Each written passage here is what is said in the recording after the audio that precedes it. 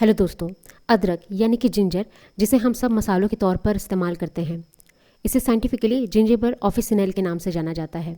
जानते हैं इनमें मौजूद न्यूट्रिशनल कंटेंट के बारे में।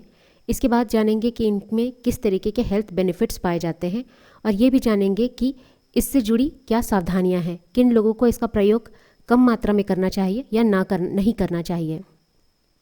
तो सबसे पहले जानते हैं इसमें मौजूद न्यूट्रिशनल कंटेंट के बारे में। ये लो इन कैलोरीज होता है। 100 ग्राम्स में केवल 80 कैलोरीज ही पाई जाती हैं, इसीलिए ये वज़न नहीं बढ़ाता। दूसरा, इसमें कार्बोहाइड्रेट्स पाए जाते हैं। इनमें डाइटरी फाइबर्स पाए जाते हैं और कुछ शुगर्स पाए जाते हैं। डाइटरी फाइबर्स होने की वजह से ये डाइजेशन में मदद करते हैं और गट हेल्थ को प्रमोट करते हैं। फिर इनमें कुछ वाइटामिन और मिनरल्स पाए जाते हैं, जैसे vitamin C, vitamin B6, vitamin B complex और पोटेशियम, मैग्नीशियम, मैंगनीज और कॉपर जैसे मिनरल्स। इनमें कुछ एक्टिव कंपाउंड्स भी पाए जाते हैं, जिसकी वजह से इनमें मेडिसिनल प्रॉपर्टीज़ यानी कि औषधीय गुण आ पाते हैं, जैसे जिंजरॉल, जिसकी वजह से इनमें एंटीऑक्सीडेंट और एंटी इन्फ्लेमेटरी प्रॉपर्टी होती है, और शिगॉल ऑफ जिंजरॉन। आइए जानते हैं इनके हेल्थ बेनिफिट्स के बारे में। पहला, ये वेट मैनेज करने में इंपॉर्टेंट रोल प्ले करता है। वैसे वेट मैनेज करने के लिए रेगुलर एक्सरसाइज करना ज़रूरी है और साथ में डाइट भी मैनेज करना ज़रूरी है, लेकिन अदरक मेटाबॉलिज्म को बूस्ट कर सकता है, यानी कि ये फैट्स को और कैलोरीज को तेज़ी से बर्न करता है और एपेटाइट यानी कि भूख को भी रिड्यूस करता है, जिसकी वजह से वेट लूज़ करने में आसानी होती है।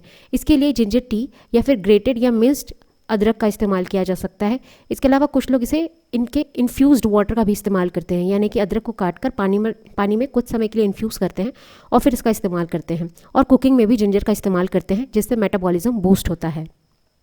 फिर ये ब्लड शुगर लेवल को भी मैनेज करने में इंपॉर्टेंट रोल प्ले कर सकता है। एक्चुअली जिन लोगों को डायबिटीज़ होता है, अगर वो कुछ अमाउंट में अदरक ले तो ये उनके ब्लड शुगर लेवल्स को कम कर सकता है और हार्ट डिजीज़ को भी कम करता है। ऐसा ये इसलिए कर पाता है क्योंकि ये इंसुलिन सेंसिटिविटी को इम्प्रूव करता है, इंसुलिन रेजिस्टेंस को कम करता है, कार्बोहाइड्रेट डाइजेशन को स्लो करता है, जिससे ग्लूकोज का लेवल भी कम रिलीज़ होता है ब्लड में और डायबिटीज़ कम होती है। और ये ऑक्सीडेटिव स्ट्रेस से भी लड़ सकता है और ग्लूकोज का रेगुलेशन बेटर तरीके से कर सकता है।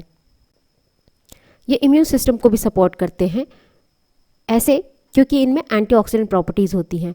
एंटीऑक्सीडेंट प्रॉपर्टी इनमें मौजूद कई फाइटोकेमिकल्स की वजह से आती है, जिससे हमारी बॉडी में बनने वाले जो हार्मफुल रेडिकल्स होते हैं, जो हमारी बॉडी के सेल्स को डैमेज कर सकते हैं, उन्हें ये अदरक में मौजूद फाइटोकेमिकल्स रिड्यूस करते हैं या न्यूट्रलाइज करते हैं। ऐसा करने से हमारा इम्यून सिस्टम बूस्ट होता है और हमें ऑक्सीडेटिव स्ट्रेस से हमें रिलीफ मिलता है।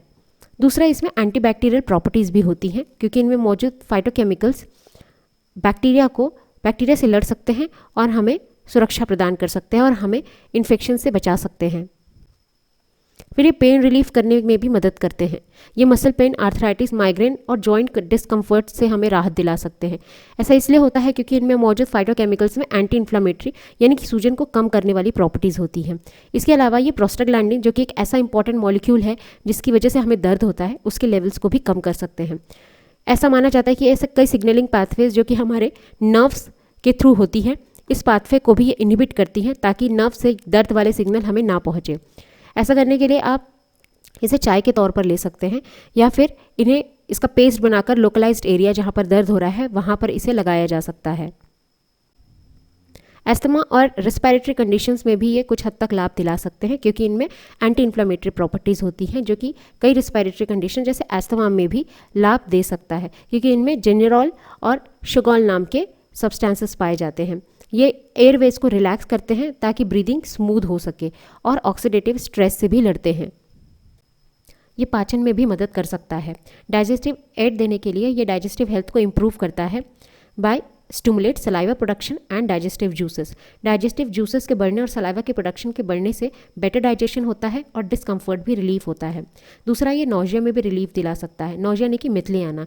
जिन लोगों को कई कारणवश मितली आती है, उन लोग अगर अदरक का सेवन करें तो उन्हें उससे राहत मिल सकती है, specially in case of pregnancy, और उन लोगों को जिन लोगों में कीमोथेरेपी हुई है और उसकी वजह से उन्हें नौजिया हुआ है। हालांकि प्रेगनेंसी में इसका बहुत कम अमाउंट ही यूज़ किया जाना चाहिए, क्योंकि ये यूटेराइन कॉन्ट्रैक्शन इंक्रीज़ कर सकते हैं।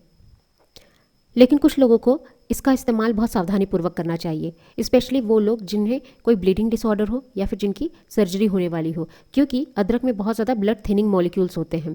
अगर ब्लड थिनिंग मेडिकेशंस ले रहे हैं तो हेल्थ केयर प्रोफेशनल की निगरानी में ही इसका इस्तेमाल करें, क्योंकि इसमें ब्लड थिनिंग मॉलिक्यूल्स होते हैं जो आपके ब्लड को और भी पतला कर सकते हैं।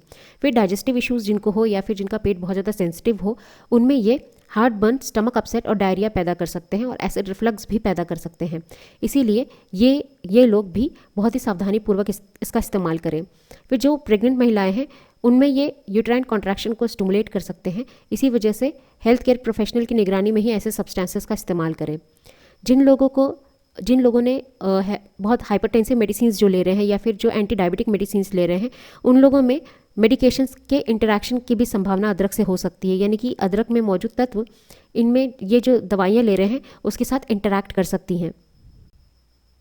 हमेशा जिंजर का इस्तेमाल मॉडरेशन में किया जाना चाहिए और जिन लोगों को अंडरलाइंग हेल्थ कंडीशंस जैसे कि प्रेगनेंसी या फिर कोई और मेडिकेशंस पर जो लोग हों, उन्हें अपने हेल्थ केयर प्रोफेशनल से संपर्क करना चाहिए अपने डाइट में इसे डालने से पहले, ताकि वो पोटेंशियल कॉम्प्लिकेशन से बच सकें।